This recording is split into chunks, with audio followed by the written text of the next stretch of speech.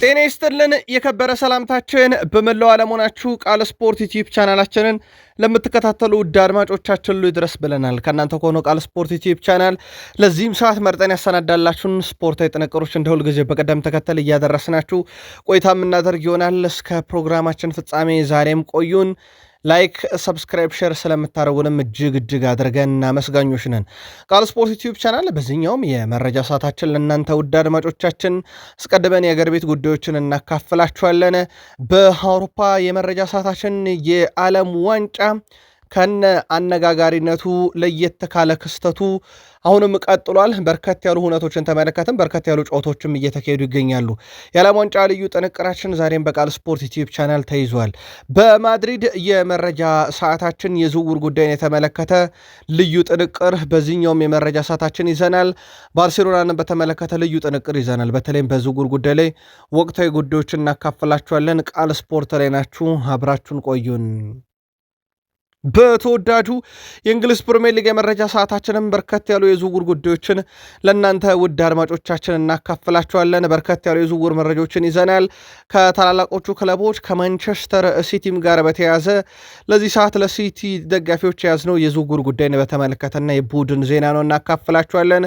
ቼልሲዎችን በዝውውር መስኮቱ ላይ ይሳተፋሉ ተብሎ ይጠበቃል። ወደ ቡድኑ የሚመጡ ከቡድኑ ስለወጡና የሚጠበቁ ቀጣይ ይወጣሉ ተብለው ተጨማሪ መረጃ በቃል ስፖርት ዩቲዩብ ቻናል እንዲሁ እናካፍላችኋለን። የሊቨርፑልን ኮከብ ተጫዋች ዝውውር በተመለከተም ልዩ ጥንቅርና የተረጋገጠ መረጃ ይዘንላችሁ መተናል። ከክለቡ ማይወጣም ስለተባለ አንድ ተጫዋች እናነሳለን። በሊቨርፑል የመረጃ ሰዓታችን የቡድኑን ወሳኝና ቁልፍ ተጫዋችም የተመለከተ ዕለታዊ ጥንቅሮቻችን በቃል ስፖርት ዩቲዩብ ቻናል እንደ ሁልጊዜው ለሊቨርፑልውያን የሚደርሱም ይሆናል። በበርካታ ክለቦች ይፈልጋል። አንዱ ዩናይትድ ነው። ስለዚህ ዝውውር ተጨማሪ መረጃ እናነሳለን። በዩናይትድ በኩል ከዓለም ዋንጫ ጋር በተያያዘ በዝውውር መስኮቱ ላይ ያለውን ተጽዕኖ እንመለከታለን። ጀርመናዊን ለማምጣት ዩናይትድ ምን ያስፈልገዋል? በማንቸስተር ዩናይትድ ተጨማሪ የዝውውር ጉዳዮችና የቡድን ዜና በዚህኛውም የቃል ስፖርት ዩቲዩብ ቻናል ለዩናይትድ ደጋፊዎች እንደዚሁ የምናደርስ ይሆናል። ከአርሰናል ጋር በተያያዘ በዚህ 2 ሳምንት የሚጠበቅ ትልቅ እውነት አለ። ስለ ቀጣዩ አርሰናል ፈራሚ ተጨማሪ መረጃ ልናነሳ ወደናል። አርሰናሎችን በዛ ቦታ ላይ መዘጋጀታቸውን ቢቢሲ ስፖርት አረጋግጧል። ከዛ ውጪ በአርሰናል ዝውውር ጋር በተያያዘ ሰፋ ያለ መረጃ ስናነሳ ወደ አርሰናል የሚመጣ ከአርሰናል የሚወጣን ጨምሮ በቡድን ዜና የቡድኑን ቁልፍ ተጫዋቾችና በዓለም ዋንጫ ላይ ያሉ የአርሰናል ተጫዋቾችን ወቅታዊ እንቅስቃሴ ማንሳትም ወደናል። ቃል ስፖርት ላይ ከቆያችሁ እነኝና ሌሎች የተመረጡ ርዕሰ ጉዳዮችን ታደምጣላችሁ። ላይክ ካረጋችሁ ለእኛ በብዙ ያግዘናል። ላይክ ማድረግ እንዳይረሳ። በሀሳብ መስጫ ሳጥናችን ላይ ለምትልኩልን ሀሳብ አስተያየት ለድጋፋችሁ ለ100,000 ሰብስክራይበር ጉዟችን አጋርነታችሁ 95,000 እንደደርስ ሰብስክራይብ እንድንደርስ ላገዛችሁ እጅግ አድርገን አመስጋኞች ነን። በሀገር ቤት እንጀምር ውድ ቤተሰቦቻችን። የኢትዮጵያ ፕሪሚየር ሊግ ነገር በጣም አሳሳቢ ሆኗል። ከሰሞኑ በአዲስ አበባ ስቴዲየም በኢትዮጵያ ቡናና በንግድ ባንክ መካከል በነበረ ጨዋታ ዝናብ ቢጥል ስቴዲየሙ ውሃ ቁሮ እናቶች በባሊ ውሃ የቀዱበት፣ ወጣቶች በመወልወያ ስቴዲየሙን ሜዳ በዝናቡ ምክንያት የረጠበውን ቦታ ለማድረቅ ሲጥሩ የታዩበት ክስተት በጣም መነጋገሪያ ሆኖ ነበር።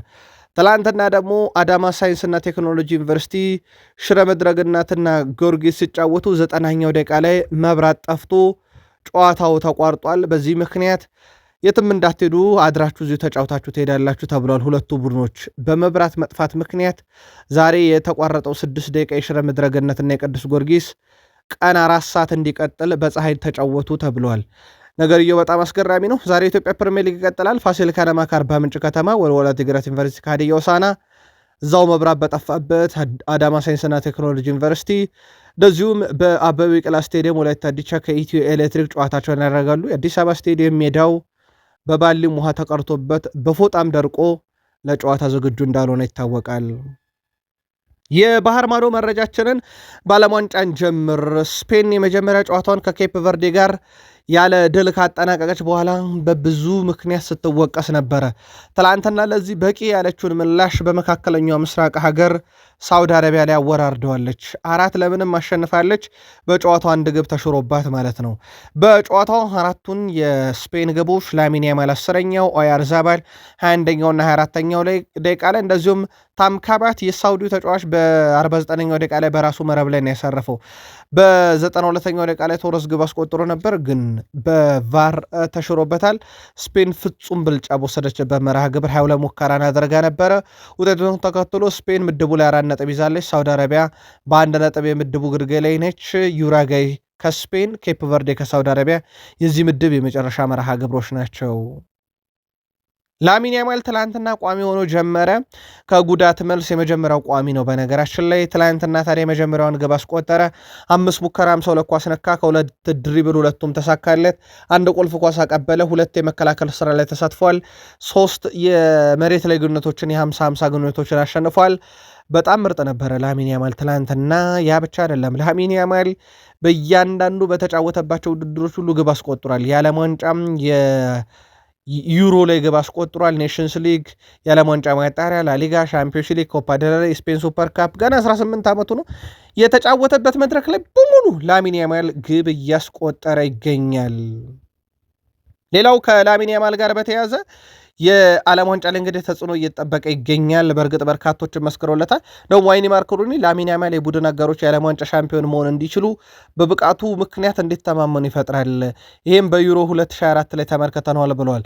ከላሚን ያማል ጋር በተያዘ ግን አንድ አስገራሚ ሪካርድ አሻሽሏል። የሊዮኔል ሜሲን ሪካርድ ነጥቆታል። በ18 ዓመት ከ343 ቀን የዓለም ዋንጫ ላይ ገቢ ያስቆጠረ በዕድሜ ትንሹ 8ኛው ተጫዋች ሆኗል። 8ኛው ተጫዋች ሜሲ ነበር፣ ወደ 9 እንዲወርድ አድርጎታል። ያ ብቻ አይደለም። ላሚን ያማል በዓለም ዋንጫ በዕድሜ ትንሹ 2ኛው ተጫዋች ሆኗል የመክፈቻ ግብ ያስቆጠረ። ከዚህ በፊት ይህን ያደረገው 1958 ላይ ብራዚላዊ ፔሌ በ17 ዓመቱ የጨዋታ የመክፈቻ ግብ ዌልስ ላይ ያስቆጥሮ ነበረ። ትላንትና ላሚን ያማል ሳውዲ አረቢያ ላይ ግብ አስቆጥሯል የመክፈቻዋን ግብ። በዕድሜ ትንሹ 2ኛው ተጫዋች በዓለም ዋንጫ ላሚን ያማል የሆነበትን ምሽት ነበረ። ላሚን ያማል እንዳጠቃላይ በዓለም ዋንጫው ላይ በትልቁ ከሚጠበቁ ተጫዋቾች አንዱ ነው። ምላሽ መስጠት ፈልገን ነበረ። ብዙ ሰዎች እውነት ያልሆኑ ነገሮችን እኛ ላይ ተናግረዋል ብለዋል። በተለይ በመጀመሪያ ጨዋታ ላይ ትንሽ ችግሮች ገጥሞን ነበረ እና ያንን ችግራችንን ሰዎች በተለየ መልኩ አጉልተውት ነበረ ብለዋል። በነገራችን ላይ ስፔን የመጀመሪያ ጨዋታዋን ድል ማድረግ በተሳናት የ2010 የዓለም ዋንጫ ሻምፒዮን እንደነበረች ይታወቃል። ይህንንም የዓለም ዋንጫ ያለ ድል ነበር የጀመረችው። ትላንትና ወደ ድል መታለች። ላሚን ያማል በተተቸነው ልክ አይደለም፣ ሰዎች ከእውነት ያልሆኑ ነገር ተናግረውብናል ብሏል። የትላንትናውን ድል በተመለከተ ድሉ በጣም ደስተኞች ነን፣ ግን አሁንም ሀሳባችን በኡራጋዊ ጨዋታ ላይ ነው ብሏል። የመጨረሻውን ጨዋታ ነጥብ ይፈልጉበታል። በዛ ጨዋታ ላይ ምን ያህል ነጥቦችን ያገኛሉ? በእርግጥ አቻ መውጣት ሊያሳልፋት ይችላል ስፔንን 4 ነጥብ ኦልሬዲ ስላላት ከምድቡ። ኡራጋይም እስካሁን ድል አላደረገችም፣ ኬፕ ቨርዴም እጅ አልሰጠችም እና ምናልባትም ስፔን አቻ ከዛ ጨዋታ በቂዋ ሊሆን ይችላል። የሉዊስ ዴላፎንቴ ጸጥ ያለ መሳሪያቸው ነው፣ ወይም ደግሞ ይሄ የማይታየው መሳሪያቸው ነው። ኦያርዛባል ትላንትና ግብ አስቆጠረ። የጨዋታውም ኮከብ ነበረ። በአጠቃላይ የትላንትና 2 ጎሎችን ከጨመረን 21ኛ የግብ አስተዋጽኦ ነው። ባለፉት 13 ጨዋታ ለስፔን ብሔራዊ ቡድን 14ቱ ጎል 7ቱ አሲስት ናቸው። በነገራችን ላይ ከ13ቱ በጨዋታ ደረጃ ከ13ቱ ጨዋታ ላይ በ13ቱ ጨዋታ ላይ ግብና አሲስት አስተዋጽኦ ነበረው። ይሄ የተጫዋቹን ብቃት ምን ያህል ከፍ እንዳለ ማሳያ ብቻ አይደለም፣ ሌሎችም ሊጠቀሱ የሚችሉ አንዳንድ ነገሮች አሉት። ስለ ማይክል ኦያርዛባል በመጀመሪያ ኬፕ ቨርዴ ጨዋታ በዓለም ዋንጫ ታሪክ ታይቶ የማይታወቅ ነገር አድርጎ ነበር። እሱም 30 ደቂቃ ሙሉ ሜዳ ላይ ኳስ አይነካ ነበረ። ትላንትና ግን 2 ጎሎችን አስቆጠረ፣ አሲስት አደረገ። እንዲያ ሲያደረገ ደግሞ ለ3ኛ ጊዜ ነው። በሳውዲ አረቢያ ላይ ነው ትላንትና ማድረግ የቻለው። የሉዊስ ዴላፎንቴ አስደናቂው መሳሪያቸው ኦያርዛባል ነው ማለት ይቻላል። የሳውዲ አረቢያው ተጫዋች አልዳውስሪ ሳውዲ አረቢያ ከዓለም ምርጥ ብሔራዊ ቡድኖች አንዷ ነች ብሏል። የሳውዲ አረቢያ ብሔራዊ ቡድን አምበል አልዳውስሪ ቡድኑ ከጠንካራ ተጋጣሚ ጋር መጫወቱን ተናግሯል። የተጫወትነው ከስፔን ጋር መሆኑን አትርሱ ያለው ተጫዋቹ እነሱ የአሸናፊነት ግምትም አግኝተው ነበረ ከጨዋታው በፊት ሲል ተደምጧል። አክሎም ሳውዲ አረቢያ ከዓለም ምርጥ ቡድኖች አንዷ ነች። በቀጣይ ጨዋታ ስህተቶቻችንን አረመን እንመጣለን። የተሸነፍነው በስፔን ብሔራዊ ቡድን በምርጥ ብሔራዊ ቡድን ነው። እኛም ግን ምርጥ ነን እያለ ነው። ምናልባት ስቴዲየም ውስጥ ከነበሩት አንደኛው ዣን ኢንፋንቲኖ ናቸው። ይሄን ሊመሰክሩ ይችላሉ። ነገር ግን የ1998ቱ የዓለም ዋንጫ ከፈረንሳይ ጋር ያሳኩት ዩሪ ጆርጅ ክራይፍ ግን ይህን መመስከር አይችሉም። ምክንያቱም በጨዋታው መሃል ቅልጥ ያለ እንቅልፍ ወስዷቸው ነበርና ምን እንደተካሄደ ከቃል ስፖርት ዩቲዩብ ቻናል ካልሰሙ ስቴዲየም ነበሩ ብሎ የሚነግራቸውም ላይኖር ይችላል። እንቀጥል። ሌላኛውን ጨዋታ ውድ ቤተሰቦቻችን ቃል ስፖርት ላይ ናችሁ፣ ላይክ ማድረግ እንዳይረሳ። ኬፕ ቨርዴ የዓለም ዋንጫ አነጋጋሪ ብሔራዊ ቡድን ሆናለች። ለስፔን እጅ አልሰጠችም። 0-0 ተጠናቀቀ። ትላንትና ደግሞ ኡራጋይ ጋር የነበራትን ጨዋታ 2-2 በሆነ ውጤት አጠናቀቀች። በጣም ድንቅ ምሽት ነበረ ለኬፕ ቨርዴ። ማክሲ አሮሃው ነበር ለኡራጋይ 44ኛው ደቂቃ ግብ አስቆጠረ። አሲስት አደረገ። 45ኛው ደቂቃ ተጠናቆ በጨማሪ 6ኛው ደቂቃ ላይ ካኖቦይ ባስቆጠረው ግብ ላይ ለኬፕ ቨርዴ ሁለቱን ግቦች ፒና 21ኛው ደቂቃ ላይ፣ ቫርል 61ኛው ደቂቃ ላይ ከመረብ አዋህዶ ኬፕ ቨርዴ በዓለም ዋንጫው ላይ አሁንም ወደ 32 ውስጥ የመግባት እድል ያውም ከስፔን ቀጥሎ ተሰጥቷታል። ጨዋታው 2-2 ሲጠናቀቅ ኦፕታ ግብ የማስቆጠር ንጻሬው ኡራጋይ 2.34 ኬፕ ቨርዴ 0.86 ነበረ። ኬፕ ቨርዴ በጣም የተሻለው ወደ ጎልነት የመቀየር እድል ነበራት ማለት ነው። ወይ ደግሞ ሊቆጠሩ የማይችሉ ጎሎችን ጎል አድርጋለች። በተለይ አንድ ተጨማሪ ግብ 17 ሙከራ ኡራጋይ፣ ኬፕ ቨርዴ 12። ኢላማውን የጠበቀ ግን ኬፕ ቨርዴ ትሻላለች 4፣ ኡራጋይ 2። በኳስ ቁጥጥር ኡራጋይ 65 በመቶ፣ ኬፕ ቨርዴ 35 በመቶ ብቻ ነበር የተቆጣጠረችው። በጨዋታው በተለይም ብዙ አነጋጋሪ ከነበሩ ቅጽበቶች ውስጥ አንደኛው ውድ ቤተሰቦቻችን ሜዳ ላይ ከነበረው አንደኛው የኡራጋዩ ተጫዋች ያደረገው ነገር ነው። ኡራጋይ አቻ ለመሆን ከኬፕ ቨርዴ ጋር ስታደርገው በነበረው እንቅስቃሴ ፍሬድሪኮ ቫናስ እንግዲህ ጉዳት የገጠመውን የኬፕ ቨርዴውን ተጫዋች ቴልሞን እገዛ እያደረገለት ነበረ። በኋላ ላይ ወደ ማጥቃት እንቅስቃሴ ኡራጋይ ስትገባ ግን ጥሎ ትሮጣል። ከጎሉ የሚበልጥ ነገር የለም ያለ ይመስላል። በእርግጥም ያንን ማድረግ ነበረበት። ወደ ስቴዲየሙ ዞር ካረገን ደግሞ አይናችንን በስቴዲየሙ አንድ መቀመጫ ላይ የቪዞኒያ እናት ቁጭ ብለው በደስታ ሲቦርቁ ነበር። ልጃቸው ግብ ጠባቂያቸውን እያዩ አሜሪካ ገብተዋል። በአንደኛው የስቴዲየሙ ጥግ ደግሞ ሉዊስ ሱዋሬዝ ዝንም ትክዝም ብሎ ነበረ። ሀገሩ ነጥብ ጥላለች፣ ያውም ነጥብ ልታገኝበት ትችላለች ተብሎ ሲጠበቅበት ከነበረ ጨዋታ ላይ ምድቡን ስፔን በ4 ነጥብ ትመራለች። ኡራጋይ በ2 ትከተላለች። ኬፕ ቨርዴን በ2 ሶስተኛ ናት። ሳውዲ አረቢያ በ1 ነጥብ ግርጌ ላይ ተቀምጣለች። ኦፕታ ስፔን ታልፋለች 100%። ሁለተኛ ኬፕ ቨርዴ 62 በመቶ፣ ኡራጋይን 41 በመቶ ከዚህ ምድብ የማለፍ ቅድመ ግምት ሰጥቷታል። ሌላኛው መርሃ ግብር ቤልጅየምን ከኢራን ያገናኘ ጨዋታ ነበረ። ኢራን ሲባል በርካቶች አእምሯቸው ሊመጣ የሚችለው ኒውክለር፣ መካከለኛው ምስራቅ ጦርነት፣ የጡት ልጆቿን ሂዝቦላና ማስን አስታጠቀች፣ ከአሜሪካም ከእስራኤልም ተዋጋች የሚል ሊሆን ይችላል። ኢራን ግን እግር ኳስም ስትጫወት ፍጹም አስደናቂ ብሔራዊ ቡድን ናት። ፖለቲካዊ ቀውሷን ሜዳ ላይ በብዙ እያስተካከለች ይመስላል። ኢራን አያቶላዋን ያጣችው ኢራን ትላንትና ግን ውጤት አላጣችም። ከቤልጅየምም ጋር 0-0 በሆናቸው ውጤት ተጠናቋል። በተለይም ታሬሚ ፍጹም አስደናቂ ከኢራን ብሔራዊ ቡድን እንዲህ አይነት የታክቲክ ልህቀትም ይታያል እንደ እስኪባል ድረስ የቅጣት ምቱን ያስቆጠሩበት ግን በኦፍሳይድ ምክንያት በቫር የተሻረበትም ጨዋታ ነበረ። ኢራንና ቤልጅየም በምድቡ እኩል 2 ነጥብ ላይም እንዲሆኑ ያስቻለ ውጤት ሆኗል። 0-0 ተጠናቀቀ። በጨዋታው ላይ በእርግጥ ንጎዬ በ36ኛው ደቂቃ ላይ በቤልጅየም በኩል በቀይ ካርድ ወጥቷል። ቤልጅየም ከኒውዚላንድ፣ ኢራን ከግብፅ የዚህ ምድብ የመጨረሻ መርሃ ግብር ነው። ቤልጅየም ከኢራን ያደረጉትን ጨዋታ በኦፕታ ቁጥራዊ መረጃ እናስደግፈው። ጨዋታው 0-0 ተጠናቀቀ። ቤልጅየም በጨዋታው ቢያንስ 1.81 ግብ የማስቆጠር ንጻሬ ነበራት፣ አላስቆጠረችም። ኢራን 0.63 ግብ የማስቆጠር ንጻሬ ነበራት። ቤልጅየም 23 ሙከራ፣ ኢራን 7። ቤልጅየም 7 ኢላማውን የጠበቀ፣ ኢራን 3። ቤልጅየም 70 በመቶ የኳስ ቁጥጥር ነበራት፣ ኢራን 30 በመቶ። ጨዋታው ግን ያለምንም ግብ 0-0 በሆናቸው ውጤት ተጠናቋል። ቤልጅየም ችግር ውስጥ ናት ማለት ማጋነን አይሆንም። ቀጣይ ኒውዚላንድን ጨዋታ ማሸነፍ ለቤልጅየም ቅንጦት አይደለም፣ ግዴታ ነው። ምክንያቱም ከግብፅ 1-1 ታጠናቀቀ። ትላንት ከኢራን 0-0 አጠናቀቀች። የአረብ ሀገራት ለቤልጅየም ፈተና ሆነው ቀጥለውባታል። በ2026 የዓለም ዋንጫም 8ኛው ቀይ ካርድ የተመዘዘበት ጨዋታ ነበረ። በነገራችን ላይ በ2022 የዓለም ዋንጫ ያየነው 4 ቀይ ካርድ ነበር። አሁን እጥፉን አይተናል። ገና ጨዋታው የምድብ ጨዋታዎች እንኳን ሳይጠናቀቁ ማለት ነው። በምሽቱ ጨዋታም ተራው የግብ ጠባቂ ነበረ። አሊ ረዳ ባይ ራንቫንድ የጨዋታው ኮከብ ተብሎ ተመርጧል። የኢራኑ ግብ ጠባቂ ሰሞኑን ግብ ጠባቂና የዓለም ዋንጫ ፍቅራቸው፣ ትስስራቸው፣ ጥንካሬያቸው ቀጥሏል። በየጨዋታው በርካታ ኳስ ያደናሉ። የጨዋታ ኮከብ ይባላሉ ግብ ጠባቂዎች። ከዛ ማህበራዊ ትስስር ገጽ ተከታዮቻቸው ይቀጥላሉ።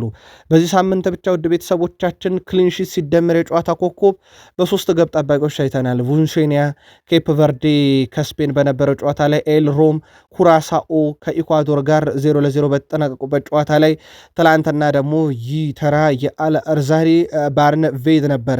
7 ሙከራን አድኖ የጨዋታውም ኮከብ ተብሎበታል።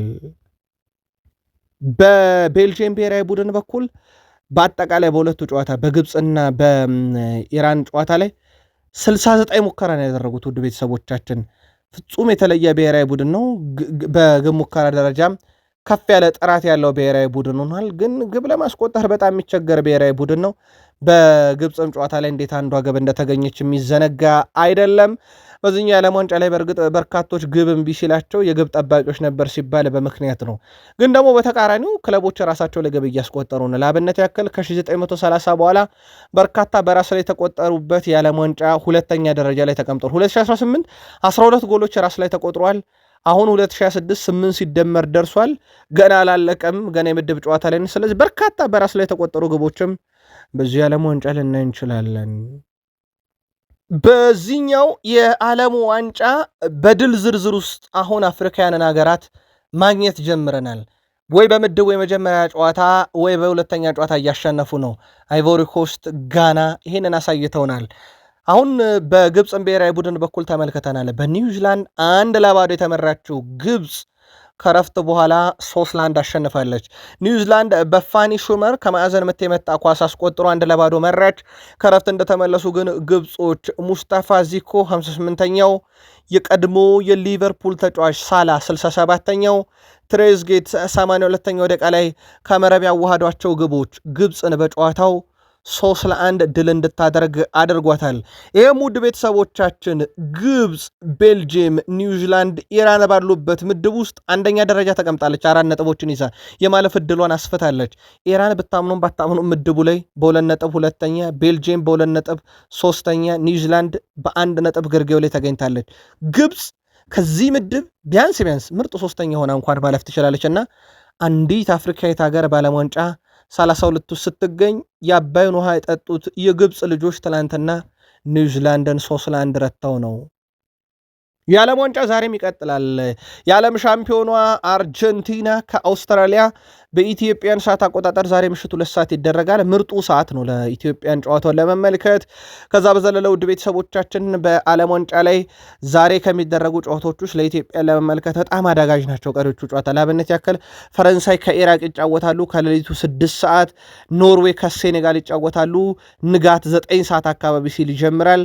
ከዛ በኋላ ጆርዳን ከአልጄሪያ ይጫወታሉ ከንጋቱ 12 ሰዓት ሲል የሚጀምር መርሃ ግብር ነው። ለማየት በጣም አስቸጋሪ ሰዓታት ናቸው። ምናልባት የኖርዌይና ሴኔጋልን ጨዋታ የፈረንሳይና የኢራቅን ጨዋታ ያየ በቀጣይ ቀን ስራ የማይሄድ ትምህርት የሌለበት ካልሆነ በስተቀር ለኢትዮጵያን ሰዓቶቹ በጣም አስቸጋሪ ናቸው።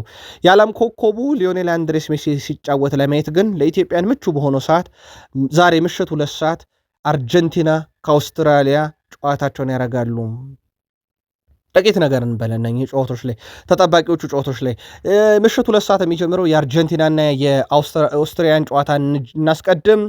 በዛሬው ጨዋታ ላይ እንግዲህ አርጀንቲና በትልቁ ትጠበቃለች። AT&T ስቴዲየም ላይ ይደረጋል ጨዋታው። አሚን ኦመር የዛሬውን ጨዋታ በመሃል ሜዳ ዳኝነት ይመሩታል። አቡ አል ራጋል የዛሬው ጨዋታ የቫር ዳኛ ናቸው። በአርጀንቲና ብሔራዊ ቡድን በኩል ባለፉት 5 ጨዋታ ሽንፈት የሚባል ነገር አልቀመሰችም። በሙሉ ጨዋታው እንደላ አድርጋለች። ከአንድ ጨዋታ ውጭም ግብ አልተቆጠረም። አልተቆጠረባትም። በአራቱ ጨዋታ በክሊንሺት ነው አርጀንቲና ድል ያደረገችው። በኦስትሪያ በኩል ባለፉት 5 ጨዋታ ሽንፈት አልገጠማትም። በአራቱ ጨዋታ ድል አድርጋ በአንድ ጨዋታ ብቻ ነው አቻ ያጠናቀቀችው። ሁለቱ ብሔራዊ ቡድኖች የመጨረሻ ሁለት ግንኙነታቸውን ብናይ አርጀንቲና አንዱን አሸነፈች፣ አንድ ጊዜያቸው ወጡ። አርጀንቲና ድል ስታደረገ ኦስትሪያን 5-1 በሆናቸው ውጤት ነው። አቻ ሲለያዩ 1-1 ነው። ቃል ስፖርት ላይ ናችሁ ውዶቻችን። ከ95,000 በላይ ሰብስክራይበር ያደረሳችሁ ቻናላችን ላይ አርጀንቲና ወይስ ኦስትሪያ?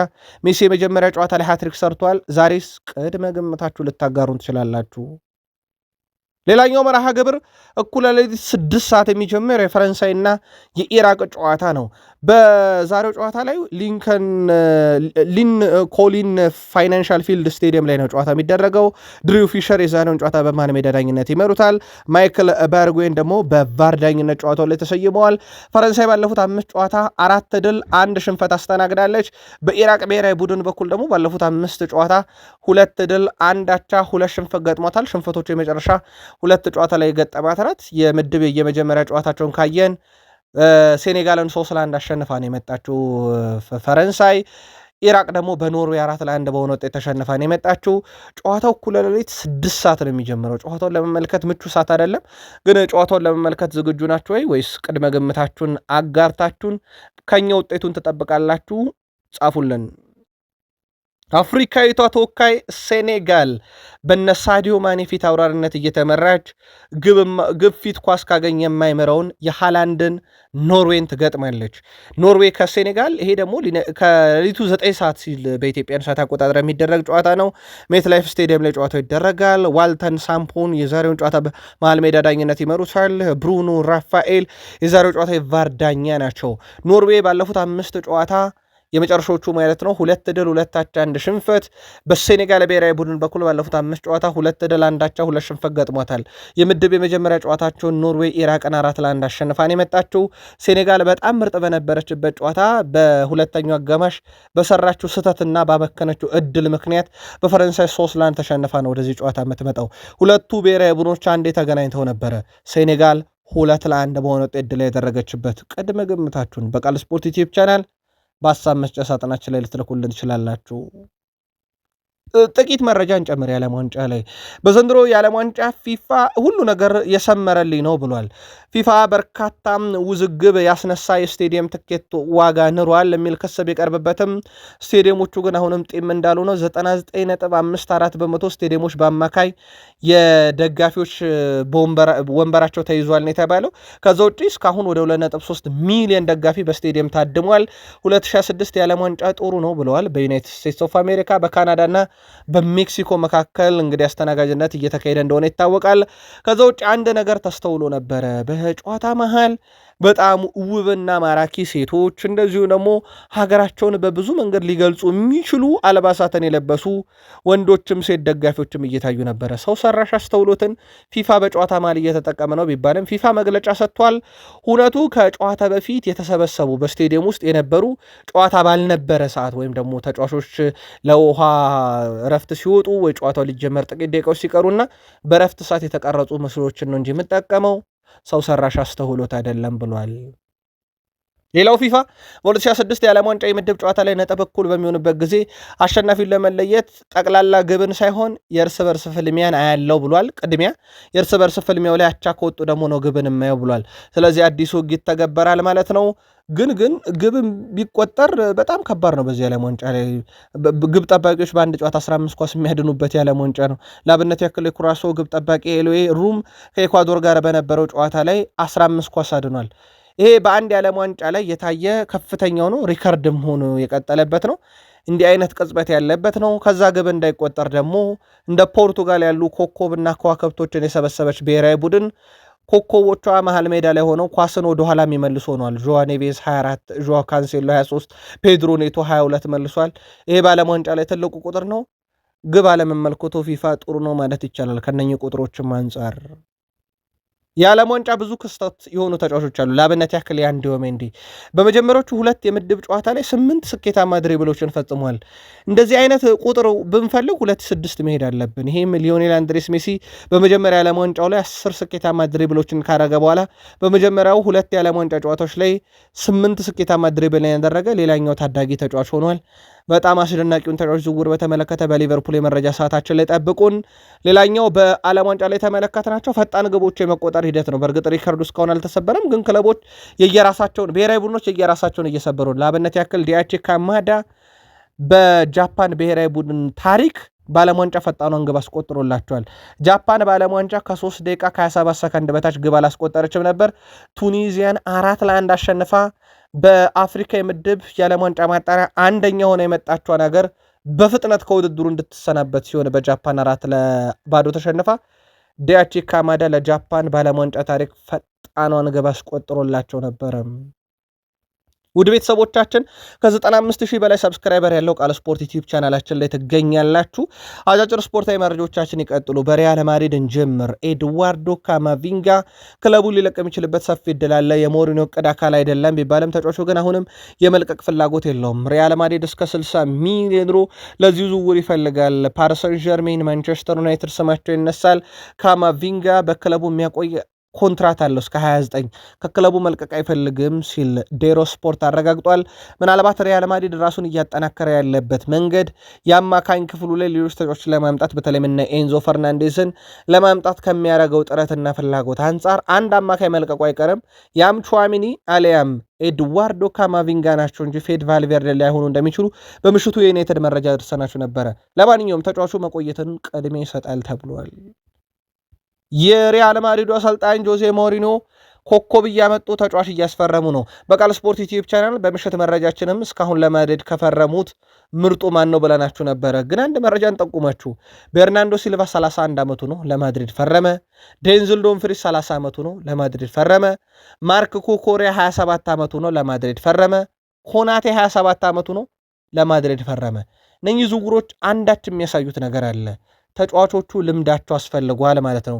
እንዲህ ያለ ልምድ ያለው ተጫዋች ለአጭር ጊዜ ሊያገለግል ይችላል። በእርግጥ ኮኮሪያና ኮናቴ ገና 27 ናቸው፣ ግን 30 ያለፈው ተጫዋች ከመጣ ልምዱ ይፈልጋል። ያ ማለት ጆዜ ሞሪኒዮ ቡድኑን እየገነቡ ያሉት ለአጭር ጊዜ ዋንጫ የሚያመጣ ነው። ስለዚህ የጆዜ ሞሪኒዮ ዋንጫውን ቀጣይ ዓመት ማሸነፍ መርሃቸው ነው። ይሄን ለሪያል ማድሪድ ይሆን ዘንድ ልምድ ያለው ተጫዋች እናምጣ ብለው የረጅም ጊዜ እቅድ አካል የሚሆኑ የ19ና 20 ዓመት ወጣት ተጫዋች ሳይሆኑ የ27 የ30ና የ31 ዓመት ጎልማሶችን በጆዜ ሞሪኖ በፍሎሬንቲኖ ፔሬዝ ይሁንታና ሽታ ማድሪድ እያስፈረመ ይገኛል። ባርሴሎና ደረስን። ባርሴሎና የአጥቂ ስፍራውን ለማጠናከር የግድ ወደ ገበያው ላይወጣ ይችላል፣ ግን እድሎች ካሉ ይሞክራል። ሮቤርት ሌዋንዶስኪ ክለቡን በይፋ እንደለቀቀ ይታወቃል፣ ኮንትራቱ መጠናቀቁን ተከትሎ። ከዚህ ጋር በተያያዘ በርካታ አማራጮችን እያየ የሚገኘው ባርሴሎና የዩሊያን አልቫሬዝ ነገር ካልሆነ አማራጭ ሲያይ ፍሎሪያን ባሎገንን ተመልክቷል። አሁን በዓለም ዋንጫ ላይ በጣም አስደናቂ ጊዜን እያሳለፈ ይገኛል። አርሰናል ቤት ተጫውቷል። አሁን ንብረትነቱ የሞናኮ ነው። ሞናኮና ባርሴሎና ጥሩ ወዳጅነት አላቸው። አንሶ ፋቲ የቅርብ ጊዜ ትውስታ ነው። በዩናይትድ ስቴትስ ኦፍ አሜሪካ ብሔራዊ ቡድን ውስጥ በጣም አስደናቂ ጊዜን እያሳለፈ የሚገኘው ተጫዋቹ የባርሴሎና ዕቅድ አካል ሆኗል። 24 ሚሊዮን ዩሮ አካባቢ የውል ማፍረሻ በሞናኮ ቤት አለው ተብሏል። የባርሴሎና የዚህ ተጫዋችን የማስፈረም ጥረት እስከሄድ ድረስ ይቀጥልበታል የሚለው ደግሞ በቀጣይ ይጠበቃል። ቃል ስፖርት ላይ ናችሁ። የሰዓቱን የተመራረጡ ስፖርታዊ ጥንቅር እያጋራናችሁ እንገኛለን። ከተወዳጁ የእንግሊዝ ፕሪሚየር ሊግ ብቻ ወዳገኘናቸው የዕለቱ ጥንቅሮቻችን እንሻገር። ቃል ስፖርት ላይ ናችሁ። ላይክ፣ ሰብስክራይብ እና ሼር እያደረጋችሁን እስከ ፕሮግራማችን ፍጻሜ አብራችሁን ቆዩን። 95,000 ሰብስክራይበር ደርሰናል። ለ100,000 እየሰራን ነው። አጋርነታችሁ እንዳይለየን። በማንቸስተር ሲቲ ቤት በብዙ ተጠብቆ ነበረ። ከጀርመኑ ክለብ አይንትራክ ፍራንክፈርት ሲመጣም በጣም አስደናቂ ቁጥር የነበረው ማርሙሽ የብቃት ችግር፣ ጉዳት ወይንስ ሃላንድ በቡድኑ መኖር የሚለውን ለሲቲ ደጋፊዎች እንተውና፣ ግን ተጫዋቹ በታሰበው ልክ አልሆነም። እናም ይሄንን ተጫዋች በቀጣዩ ውድድር ዓመት ሲቲዎች ላይ ያቆዩት ይችላሉ እየተባለ ነው። በርከት ያሉ ፈላጊዎች መጥተዋል። በዓለም ዋንጫ ላይም እያሳየ የሚገኘውን ብቃት እየተከታተሉ ያሉ ክለቦች ውስጥ ደግሞ የጣሊያኑ ዩቬንቱስ ይጠቀሳል ተብሏል። ተጫዋቹ በቀጣይ ውድድር ዓመት ቁጥር 1 አጥቂ ሊሆን የሚያስችል እድል ይዞ ዩቬንቱስ ይቀርባል ተብሏል። በሲቲ ቁጥር 1 አይሆንም ሃላንድ ባለበት ቡድን ውስጥ። ማርሙሽ በተጠበቀው ልክ ያለመሆኑ ምክንያት ግን ለሲቲ ደጋፊዎች ምክንያቱ በሃላንድ ጥራ ስር መሆኑ፣ ስለዚህ እንደ ዩሊያን አልቫሬዝ ለቁ ውዱ ተጫዋች መሆን የሚችል ወይንስ የተጫዋቹ የግል ችግር ብላችሁ ታምናላችሁ? ምልከታችሁን አጋሩን። ትላንት ምሽት በቃል ስፖርት ዩቲዩብ ቻናል አንድ ልዩ ጥንቅር ለሲቲ ደጋፊዎች አድርሰን ነበረ። ይሄም ደግሞ የሲቲው ተጫዋች ጀረሚ ዶኩ አሁን ከቤልጅየም ብሔራዊ ቡድን ጋር ይገኛል። ባለቤቱ በቀጣይ በጁላይ አጋማሽ ላይ ትወልዳለች። እናም አባት ለሆን ነውና ወደዛ ይሄድ ዘንድ የቤልጅየም ፌዴሬሽን ያውቃል፣ ጊዜው ሲደርስ የሚሆነው እናያለን ብሎ ከቤልጅየሚያን ከባድ ተቃውሞ ገጥሞት ነበረ። በ4 ዓመት አንድ የሚደረግ የዓለም ዋንጫን ጥሎ ሚስት የወለደች አባት ለሆን ነው ብሎ መሄድ ምንድን ነው ብሎ ትችት ሲቀርብበት ነበረ። ይሄን ትችት ካቀረቡት ሚዲያዎቹ አንዱ በሌኪፕ ላይ የቀረበች አንድ ቤልጂየሜት ጋዜጠኛ ነበረች። ትላንትና በይፋ ስራዋን ለቃለች። ይቅርታ ጠይቃ ጉዳዩን እንዴት አያችሁት ብለን ጠይቀን ነበረ። የበርካታ የሲቲ ደጋፊዎችም ከጀሬሚ ዶኩ ጎን ከተጫዋቻቸው ጎን መቆማቸውን ሲልኩልን ነበር። ቼልሲ በዝውውር መስኮቱ ላይ ይሳተፋል። በተለይም ከአብርሃሞቪች በኋላ አንዳንድ ዝውውሮችን የሚፈጽምበት መንገድ ለደጋፊዎቹ ራሱ ስቅጠጥ የሚል ነው። 60 ሚሊዮን ዩሮ አውጥቶ ግብ ጠባቂ የሚያስፈርም ክለብ በቅርብ ዓመታት ውስጥ ያየ ነው ዩናይትድ፣ ቀጥሎ ደግሞ ቼልሲ፣ ያውም የቼልሲ ከፍ ባለም ነው። አሁን ቼልሲ ሌላ ለግብ ጠባቂ እስከ 60 ሚሊዮን ዩሮ ሊያወጣ ይችላል እየተባለ ይገኛል። በእርግጥ እነ አሊሰን ቤከር ትልቅ ገንዘብ መጥቶባቸው መጥተዋል። እነ ኤደርሰን ሞራይስ ትልቅ ገንዘብ ወጥቶባቸው መጥተዋል። ከዛ ግብ ጠባቂዎቹ በየሄዱበት ክለብ ምን እንዳደረጉ ተመልክተናል። አሁን ደግሞ ለፖርቶ ግብ ጠባቂ ዲያጎ ኮስታ ነው ይህንን ማቅረብ የፈለገው። ከቼልሲ የቅርብ ጊዜ እንዲህ አይነት ውድ ዝውውሮችን የመፈጸም ጀርባ ከስኬታቸው ይልቅ ኪሳራቸው እየበዛ መጥቷል። ለዛ ነው ቼልሲውያንም በክለባቸው ዝውውር ላይ ደስተኛ ያልሆኑት፣ በተለይም በአዲሶቹ ባለቤቶች ስር። ለዚህ ነው ደስተኛ ያልሆኑትና የአብርሃሞቪች ነገር ብዙ የሚያሳስባቸውና ብዙ የሚያስቆጫቸው ለዛ ይመስላል። ለማንኛውም በዣቪ አሎንሶ ስር አዲስ ግብ ጠባቂ ከመጣ የፖርቶ ዲየጎ ኮስታ ይጠቀሳል። 60 ሚሊዮን ዩሮ የውል ማፍረሻ አለው። ቼልሲዎች ይሄን ከከፈሉ ፖርቶ እንሰጠዋለን እያሉ ይገኛሉ። ሌላው በቼልሲ በኩል ከክለቡ እንግዲህ ሊለቅ ይችላል የተባለው በዌስሊ ፎፋና ጉዳይ ላይ በቼልሲ በኩል ያለው አቋም አለመሸጥ ነው። ተጫዋቹን ለመሸጥ ምንም አይነት ፍላጎት የላቸውም በዚህ ክረምት ላይ። ይልቁንስ ተከላካዩ በዣቪ አሎንሶ በአዲሱ አሰልጣኝ ስር ይቀጥላል ተብሎ ይታሰባል። የክለቡም አካል ይሆናል ተብሎ ነው የሚታሰበው። እሳቸው ቢያንስ የመጀመሪያውን ዓመት ኮከብ በማቆየትና ቡድኑን ለቀጣይ አውሮፓ መድረክ እንዲሳተፍ ማድረግ ላይ ትኩረት አድርገው ቀጣይ ክረምት ላይ የሚቀጥለው ዓመት ክረምት ላይ በራሳቸው መንገድ ቡድኑን መገንባት ይፈልጋሉ። ነገር ግን ተጫዋቹ በውል ማፍረሻው ላይ እስከ 30 ሚሊዮን ፓውንድ የከፈለ ሊወስዶ ይችላል። እስካሁን ባለ ሂደት የመሃል ተከላካዩ ለመውሰድ በርካታ ክለቦች ፍላጎት እንዳላቸው ቢያሳውቁም ኦፊሻል የቼልሲ ጥያቄ የሚቀረበ የለም። ቼልሲም ተጫዋቹን ለመሸጥ ለገንዘብ ብሎ እስካሁን ያደረገው እንቅስቃሴ የለም። ምናልባት የምሽት መረጃችንን ላልተከታተላችሁ ቼልሲውያን ሪስ ጄምስ 2 ስልኮችን አውርተዋል። አንዱ ስልክ ከአሰልጣኝ ዣቪ አሎንሶ ጋር ነው። ሁለተኛው ስልክ ከማርኮ ኮኮሪያ ጋር ነው። ከዣቪ ጋር የተደረገው ስልክ ውይይት አዲሱን አሰልጣኝ አቀባበል በተመለከተና አጠር ያሉ ውይይቶችን በተመለከተ አድርገው ስለ አሰልጣኙም በቂ መረጃ እንደነበረውና ምርጥ ጊዜንም ከኛ ጋር ያሳልፋል የሚል እምነት እንዳለው ይናገራል። ሁለተኛው ስልክ ደግሞ አምበሉ ሪስ ጄምስ ከኮኮሪያ ጋር ያደረገው ነበረ። በብዙ የተናደደበት፣ በብዙ የተበሳጨበት፣ የኮኮሪያን ስንብት ያልጠበቀበት፣ ግን ደግሞ ያው የእግር ኳስ አካል ነውና እንዲህ አይነት ነገሮች ሊፈጠሩ ይችላሉ፣ መልካም እድል እንዲገጥሞ የተመኘበት ነው። በዚሁ አጋጣሚ ለእናንተ ጥያቄ የነበረው የነ ጆቫኒ ኳንዳን፣ የነ ኢማጋን፣ የነ ቫላንቲኖን ዝውውርን በተመለከተ በምሽት መረጃችን ምላሽ ሰጥተናቸዋል። በቀጣይነት ቼልሲን ይቀላቀላሉ። ቼልሲ በውሰት የሚያመጣቸው ተጫዋቾች በየክለቡ እንዳሉት ይታወቃል። የሊቨርፑሉ ኮከብ ፍሎሪያን ቬርዝ በሊቨርፑል የመጀመሪያ ዓመቱን አሳልፏል። የተወሰኑ ቅሬታዎች ተነስተውበት ነበረ። ያ የባየር ሌቨርኩሰን ፍሎሪያን ቬርዝን አላየንም በሚል ከዛ በኋላ ዣቪ አሎንሶ ወደ ቼልሲ ሲያቀኑ ደግሞ አሰልጣኙ ምናልባትም ከሊቨርፑል ሊያስኮበሉት ይችላሉ አሁን ወደ ቼልሲ ስለመጡ እሳቸው ተብሎ ነበረ። መረጃውን በተመለከተ ግን የሊቨርፑል ታማኝ የዜና ምንጮች ቼልሲም ተጫዋቹን አልፈለገም፣ ሊቨርፑልን ተጫዋቹን ለመሸጥ ዝግጁ አይደለም፣ ተጫዋቹም ሊቨርፑልን ስለመልቀቅ አላሰበም የሚል መረጃን ይዘው ወጥተዋል። ከዚህ ጋር በተያያዘ ጀርመናዊ የአማካኝ ስፍራ ተጫዋች በዣቪ አሎንሶ ስር በባየር ሌቨርኩሰን ምርጥ መሆኑ ነበረ እሳቸው እንግሊዝ ሲመጡ ይመኙታል ተብሎ የነበረው። የ23 ዓመቱ ጀርመናዊ አማካኝ በሊቨርፑል የረጅም ጊዜ ቅድ እንጂ ሊቨርፑል በየትኛውም ሂሳብ በዚህ ክረምት ለመሸጥም የቀረበም እሱን ለመግዛት ክለብ የለም። ስካይ ስፖርት ሚረር ፉትቦልም ይሄን አረጋግጠውታል። ምናልባት ከፍሎሪያን ቬርዝ ጋር በተያዘ የርገን ክሎፕ ጀርመናዊ ሰው ሀሳባቸውን አጋርተዋል። ከአንድ የጀርመን ቲቪ ጋር ቆይታ ነበራቸው። በጣም ለየት ያለ አንድ ሀሳብ አንስተዋል። ፍሎሪያን ቬርዝ ሪትሙን ጠብቆ የሚጫወተው ከኳስ ጋር ሲሆን የተወሰነ ችግር ያለው ከኳስ ሲርቅ ነው። ስለዚህ ቡድኑ ከሱ ጠንካራውን ነገር ለማግኘት በተደጋጋሚ ኳስ ማድረስ ይጠበቅባቸዋል እና ከኳስ ውጭ ትንሽ በተወሰነ መንገድ ዝግ ሊል ይችላል ብሏልና የራሱ የመጫወቻ ሜዳ ክፍል ላይ ቶሎ ቶሎ ኳስ ማቀበል የፍሎሪያን ቬርዝን ምርጡን ብቃት እንድናይ ያደርገናል ሲሉ ተደምጧል። ከዛ ውጪ በአማካኝ ስፍራ ላይ የሚጫወተው አሌክሲስ ማካሊስተርን በተመለከተ በበርካታ ክለቦች ይፈለጋል። በማድሪድ የሚደነቀው ነው። ነገር ግን በሊቨርፑል ይህን ዓመት ሊቀጥል የሚችልበት በጣም ሰፊ እድል አለ ተብሏል። ሊቨርፑል ማቲያስ ፈርናንዴዝን ከዌስትሃም ለማምጣት ውይይቶችን አድርጓል። በስልክ ዌስትሃሞችን አነጋግረዋል። መረጃ አሰባስበዋል። ግን ድጋሜ እንቅስቃሴ አላደረጉም። ያ ማለት አማካይ ክፍሉ ላይ እነ ማካሊስተር እነ ዶሚኒክ ሴቦዝ ላይ ቀጥሉበታል ተብሎ ይታሰባል። በእርግጥ አማራጭ አላዩም ማለት አይደለም። ራሱ ማቲያስ ፈርናንዴዝን ለማምጣት ውይይት አድርገዋል። ቢያንስ ድርድርም ባይሆን ውይይት አድርገው ነበር። ግን ማካሊስተር በቦታው ላይ ሊቀጥል የሚችልበት ሰፊ እድል አለ። ፋብሪዚዮ ሮማኖ በሊቨርፑል ዝውውር ጉዳይ ላይ በበርካታ ክለቦች የሚፈለገው አዩ ቦዋዲንም ቢሆን እየተከታተለ ነው ብሏል። ሊቨርፑል ታማኙ የዜና ምንጭ ፋብሪዚዮ ሮማኖ ሊቨርፑል ከበርካታ ክለቦች ጋር ውይይት እያደረገው ነው። ውይይት የሚደረገው ያው በሚፈልጓቸው ተጫዋቾች ሽያጭ ዙሪያ ነው። የአንዶሜንዲ አድጓል፣ ወደ ድርድር ደረጃ ደርሶ የዝውውር ሂሳብም ቀርቧል። የነ ቦዋዲን የቅርብ ሰዎች ማግኘታቸውን አረጋግጧል። ከዛ ውጭ የዚህ አማካኝ ዝውውር ሞር የሚጠበቀው አርሰናል ቤት እንደሆነ ይታወቃል። በዛ ሊቨርፑል ቤት ውስጥ የሚጠበቅ አንድ ተጫዋች አለ። በሳላ ቦታ ላይ ይጫወታል ወይም ሳላን እንደ ቡድን ይተኳል የተባለው የአንዶሜንዲን ዝውውር በፍጥነት ማጠናቀቅ ይፈለጋል። ሁለተኛው ዝውውር ሂሳብ ቀጣይ ይቀርባል ተብሏል። ምክንያቱም ሌሎች በርካታ ፈላጊ ክለቦች ሳይመጡ በፊት ሊቨርፑል ዝውውሩን በፍጥነት ማጠናቀቅ ይፈልጋል። ሌላው ከሊቨርፑል ጋር አዲሱ ፈራሚ ቪክተር ሙኒዝን በተመለከተ ከጉዳት አገግሟል። ተጫዋቹ ስፔን ከሳውዲ አረቢያ በረገችው ጨዋታ ላይ ባይጫወትም ቢያንስ በተጠባባቂ ወንበር ላይ መቀመጥ ችሏል። ሊቨርፑል ትላንትና የቀረበለትን የዝውውር ጥያቄ ውድቅ አድርጓል። የመርሳይዱ ክለብ ሊቨርፑል ኢንተር ሚላን ከርትስ ጆንስን ለማስፈረም ያቀረቡላቸውን ይፋ ጥያቄ ውድቅ አድርገዋል። የሴሪው አሸናፊ ኢንተር ሚላን ከርትስ ጆንስን ለማስፈረም 25 ሚሊዮን ዩሮ የዝውውር ሂሳብ አቅርበው ነበረ።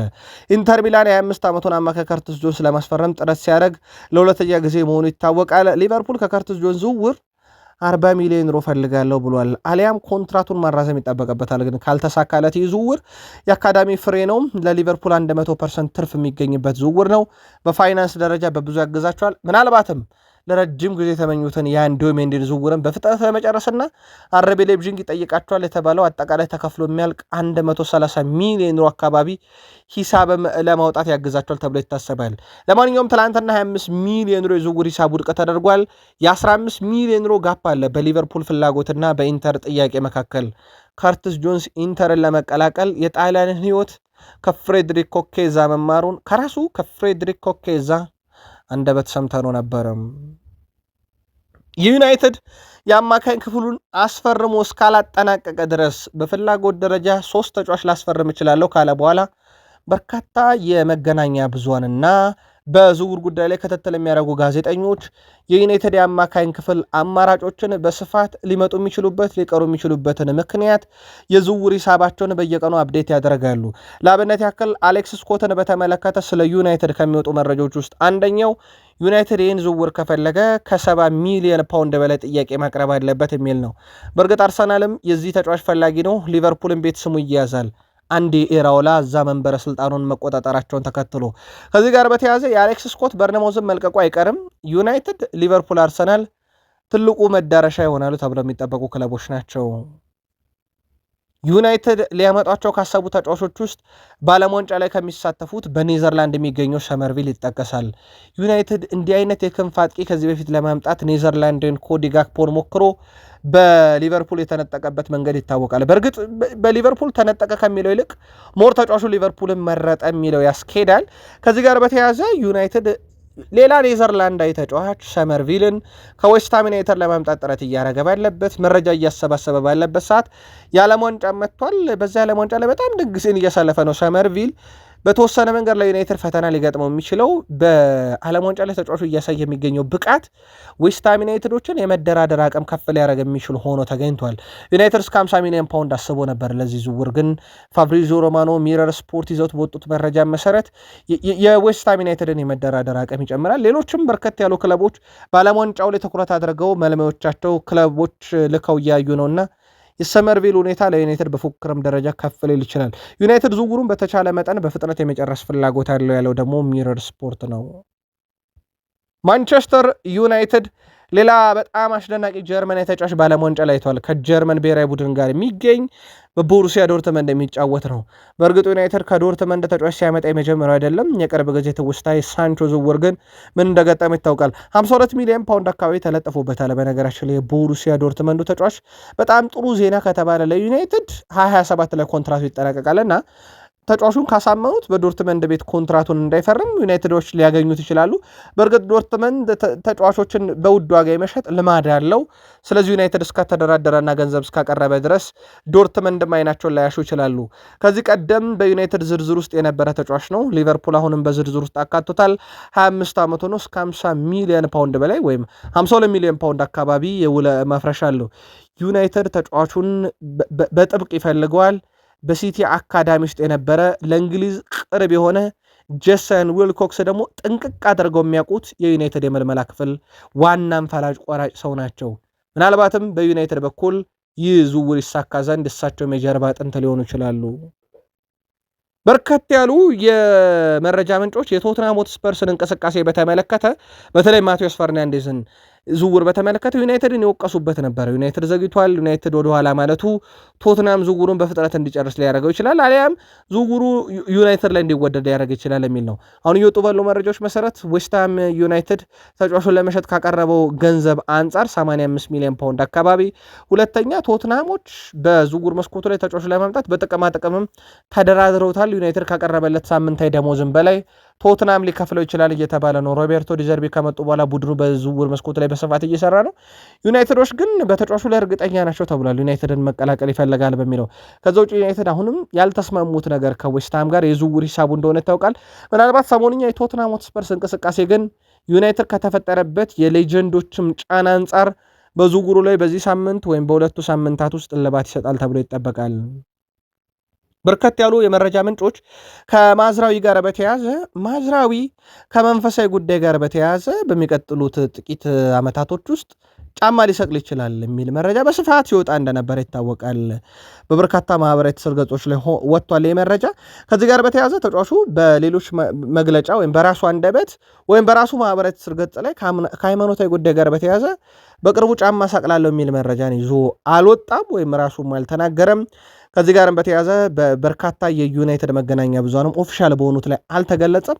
እንዳልኳችሁ ሚዲያው በሩመር ደረጃ የወጣ እንጂ ማዝራዊ ዩናይትድን ትቼ ጫማም ሰቅዬ ወደ ሌሎች መንፈሳዊና የግል ሕይወቴ ትኩረት አደርጋለሁ የሚል መረጃን ተጫዋቹ አላወጣውም።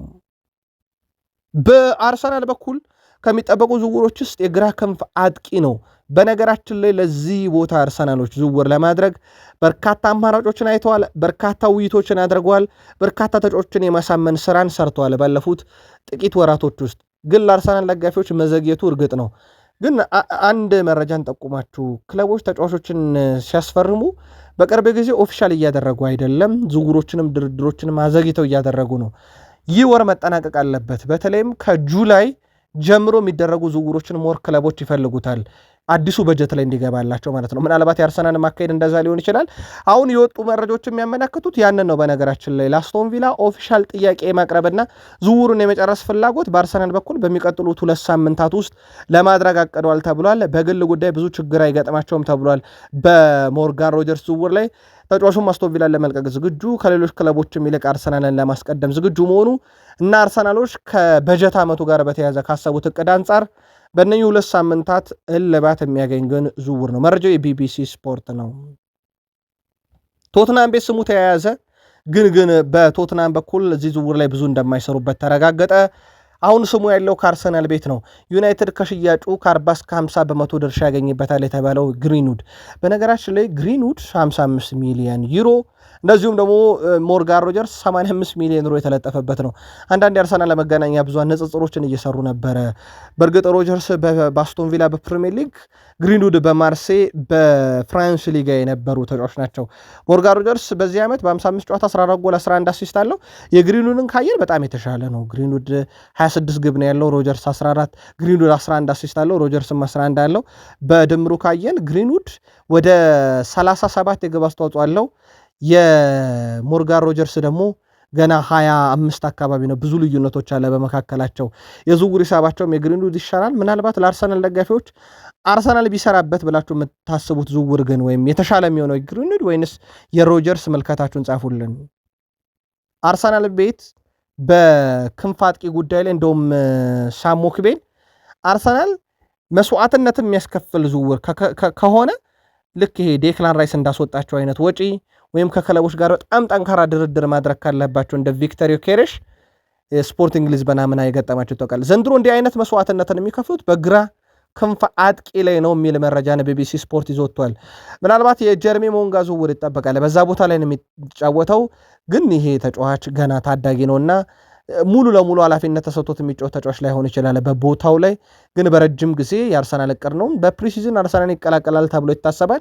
ስለዚህ አርሰናሎች በዛ የግራ ክንፍ አጥቂ ላይ እንዳልኳችሁ ትልቅ መስዋዕትነት ለመክፈል በገንዘብም በድርድርም አቅማቸውን ጥግ ለመጠቀም ያሰቡበት የሜዳ ክፍል ነው። ከአርሰናል ዝውውር ጋር በተያያዘ እንዲህ መስዋዕትነት ይከፍሉበታል የተባለው የግራ ክንፍ እንዲሁም ያመጡታል የተባሉ ተጫዋች እንዳለ ሆኖ አርሰናሎች ኮከብ ይሸጣሉ። ያ ኮከብ ማን ነው የሚለው 100% የተረጋገጠ አይደለም። በርካቶች አሁን የኦዴጋርድን ስም እያነሱ እንደነበረን በምሽት መረጃችን አድርሰን ፓሪስ ሰን ጀርሜንና ባየር ሙኒክ እንዳሉም ቃል ስፖርት ዩቲዩብ ቻናል እሁድ ምሽት ነው የነገርናችሁ። ዛሬ ያው ሰኞ ነው፣ ትላንትና ነግረናችሁ ነበረ።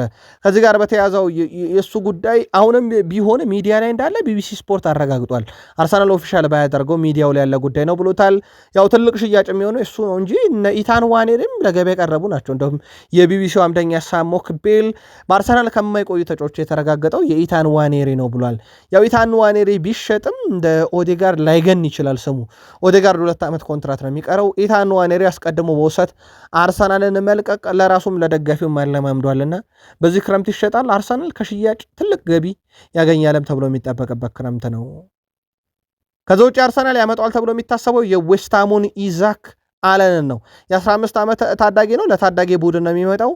አለን በመሃል ሜዳ ስፍራ ላይ በጣም አስደናቂ የሚባለ ተጫዋች ነው። ይህን ተጫዋች ለማምጣት በሚደረገው ጥረት ላይ አርሰናሎች ወኪሉን አነጋግረዋል ተብሏል።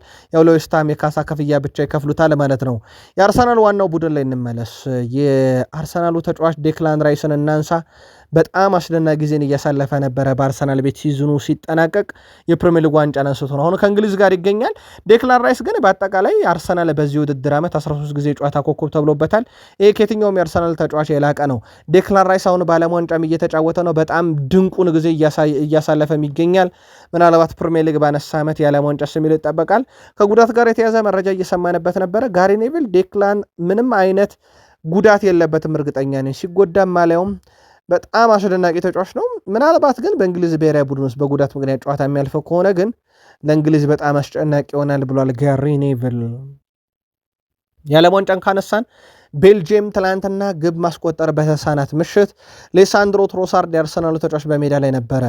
ምናልባት 1-2 አጋጣሚ ሳጥን ውስጥ ያሻገራቸው ኳሶቹ ፍጹም አስደናቂ ነበሩ። በተለይም አንድ ኳስ ለኬቨን ደብሩይነ ያሻገረለት ትላንትና ለኬቨን ደብሩይነ ብቻ 5 የግብ ዕድሎችን ፈጥሯል ትሮሳርድ። ይህም በዓለም ዋንጫው ታሪክ በ2006 ጀርመን ከስዊድን ባደረጉት ጨዋታ ባስቲያን ሽዋንስታይገር ለማይክል ባላክ ከፈጠራቸው እድሎች በኋላ አንድ የብሔራዊ ቡድን ተጫዋች ለብሔራዊ ቡድን አጋሩ በዓለም ዋንጫ በርካታ የግብ ዕድል የፈጠረበት ነው። ምንም እንኳን ቤልጅየሞች ባይጠቀሙትም ትሮሳርድ ትላንትና በጣም ድንቅ ነበረ ማለት ማጋነን አይሆንም። ምናልባት የአርሰናል ደጋፊዎች ጨዋታውን ከተመለከታችሁ ምልከታችሁን ላኩልን። ዊሊያም ሳሊባም በዓለም ዋንጫ ላይ እየተጫወተ ነው። እንደውም በጉዳት ምክንያት አይጫወትም ተብሎ ነበረ፣ ግን 90 ደቂቃ ከሴኔጋል ጋር ተጫወተ። ዛሬም እኩለ ሌሊት 6 ሰዓት ከኢራቅ ጋር በሚደረገው ጨዋታ ቋሚ ነው ይጀምራል ተብሎ ይታሰባል። ዊሊያም ሳሊባ ባለፉት ወራት መጠነኛ ጉዳት እያጋጠመው እንኳን በተጫዋቹ ደረጃ እንግዲህ በህመም ማስታገሻም ቢሆን በአርሰናል ሲጫወት ተመልክተነዋል። አሁን ግን በሙሉ ጤንነት በዓለም ዋንጫ ላይ ይገኛለሁ ብሏል። በዓለም ዋንጫ ላይ በትልቅ መንገድ ከሚጠበቁ የአርሰናል ኮከቦች ውስጥ አንደኛው ነው። በሙሉ አቅሜ እገኛለሁ ሲል ተደምጧል። ሌላው በአርሰናል በኩል ከባየር ሌቨርኩሰን በቋሚ ውል ያስፈርሙታል ተብሎ የሚታሰበው ፔሮ ሂንካፔን አንድ አስገራሚ መረጃ እንንገራችሁ። ፔሮ ሂንካፔ በ128 ያለፉት ጨዋታ የተሸነፈው 13 ብቻ ነው።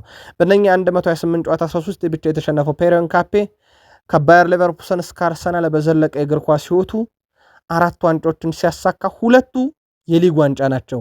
የጀርመን ቡንደስሊጋን ያለ ሽንፈት ያነሳበት ኢንቪንሲብል ዋንጫ፣ ከዛ ኢንቪንሲብል በበላው አርሰናል ደግሞ ከዛው ከኢንቪንሲብል ዋንጫ በኋላ ለመጀመሪያ ጊዜ የፕሪሚየር ሊግ ዋንጫን ሲያነሳ የቡድኑ አካል ነበር። ቃል ስፖርት ላይ ነበራችሁ። ስለነበረን ቆይታ አመስግነናል። 95 ሰብስክራይበር ደረስን። አሁንም ሰብስክራይብ እያደረጋችሁ 100 ሺህ እንደርሳለን። መልካም ጊዜ